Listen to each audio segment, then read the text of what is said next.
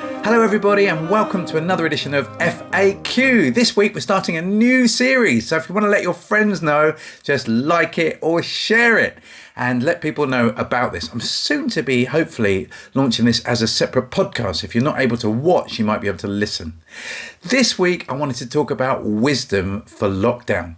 And I don't mean those kind of silly, weirdly appropriate proverbs like Proverbs 25:17, which says, "Seldom set foot in your neighbour's house, too much of you and he will hate you, stay at home, self-isolate." I don't mean that way. I mean the way the Bible is supposed to inform us to live wisely in any time, and why that's particularly needed in the days of lockdown. There's a chalkboard just opposite where our dining table is, and we've got a proverb there. It's not a proverb from the Bible, but it's a word of inspiration and encouragement. It says, "Don't count the days, make the days count." And I thought that's quite an interesting idea, isn't it? So rather than seeing lockdown as a toll or a sentence, could it be an inspiration that we make the most of these days? We look on the bright side. We see how we can invest this time. A proverb is a kind of pithy phrase that gets in under the skin. It's almost like a soundbite. And in the middle of the Bible, just after the Psalms, and you remember last week we did a little series on the Psalms. In the middle of the Bible, you have these pithy little phrases.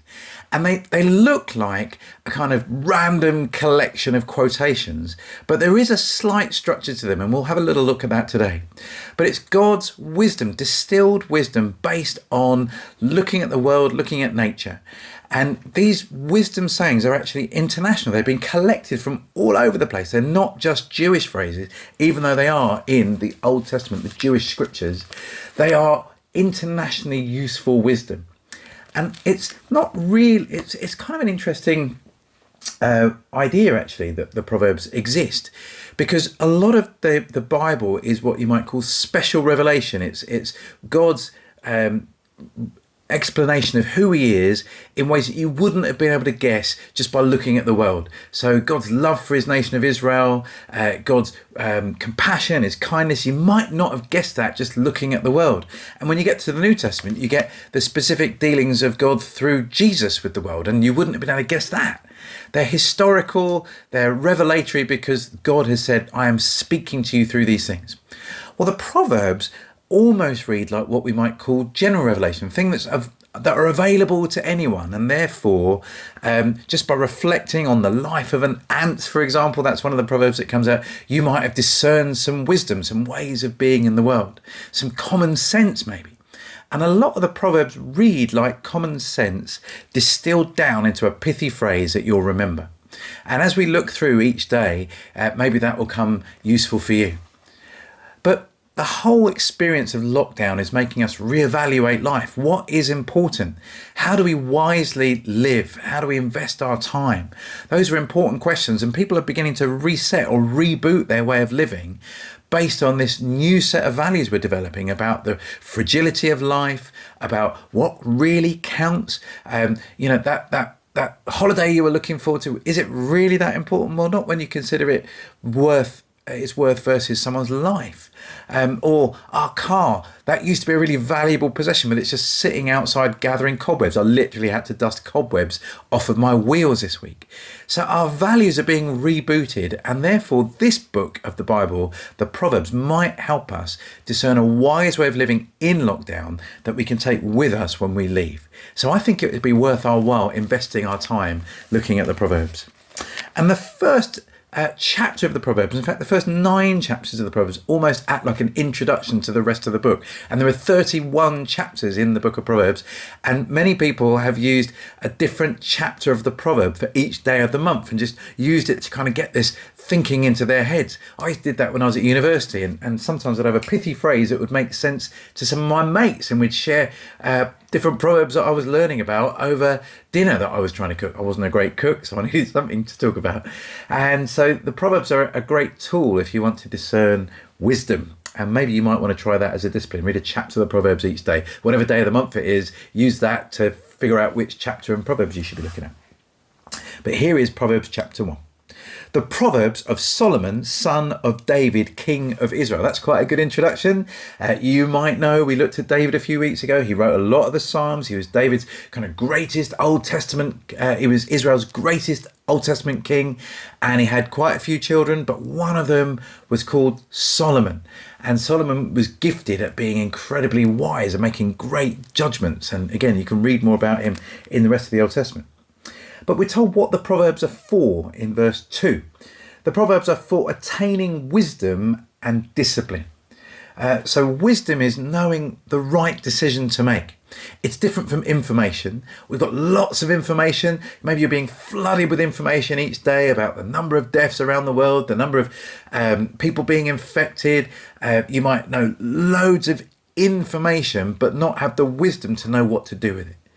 There is a difference between information, which is like data, and wisdom is about making great decisions.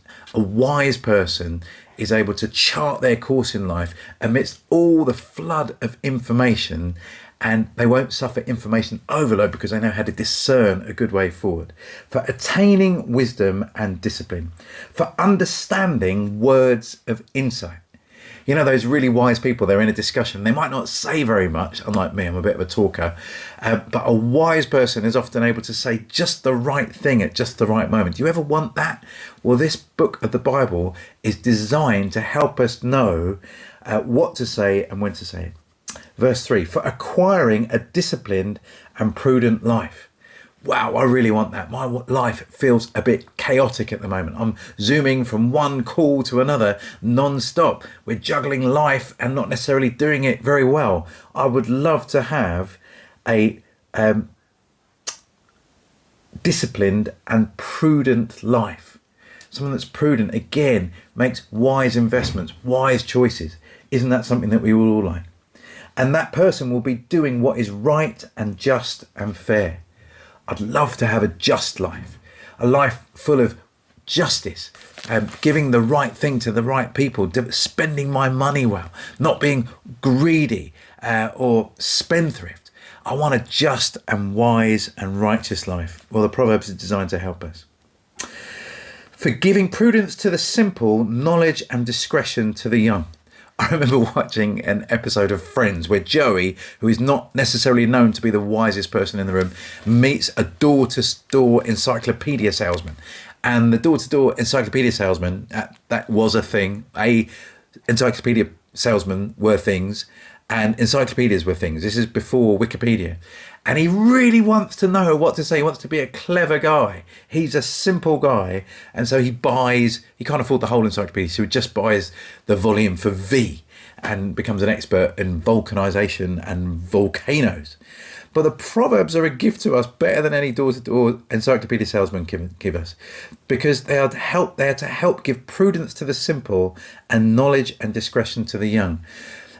Someone who is young just has not had a lot of life experience. How are they going to learn that? Well, the Proverbs are going to help us. Verse 5, let the wise listen and add to their learning, and let the discerning get guidance. There's something for everybody. You might consider yourself simple, you might consider yourself young and inexperienced, or you might consider yourself older and wiser. Well, there's still more to learn. You're going to be a lifelong learner. I enjoyed listening to, I did an interview with Nicky Gumbel recently, who is in his 60s, but is engaged a life coach and a leadership coach because he wants to keep learning.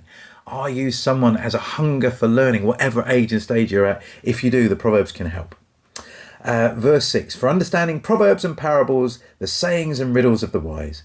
The fear of the Lord is the beginning of knowledge, but fools despise wisdom and discipline. There's an opening statement. The fear of the Lord is the beginning of knowledge. So having a right understanding of God's greatness and our smallness, that feeling you get in the middle of a thunderstorm in the sea where you just feel very tiny, that sense of awe and I suppose appropriate dread in front of something that's huge and powerful. That's what the Bible says that we should have before God. And if you want to live a wise and knowledgeable life, you will have that attitude towards God. And I often lose it. I often treat God as my mate or my pal. I don't have an appropriate sense of awe and fear in front of God. And the foundation for the book of Proverbs is the fear of God. But people often think it's foolish to worship God and to fear him.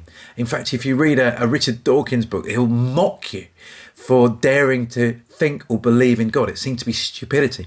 The Bible takes a complete opposite approach and says actually the fear of the Lord is the beginning of knowledge, but fools despise wisdom and discipline.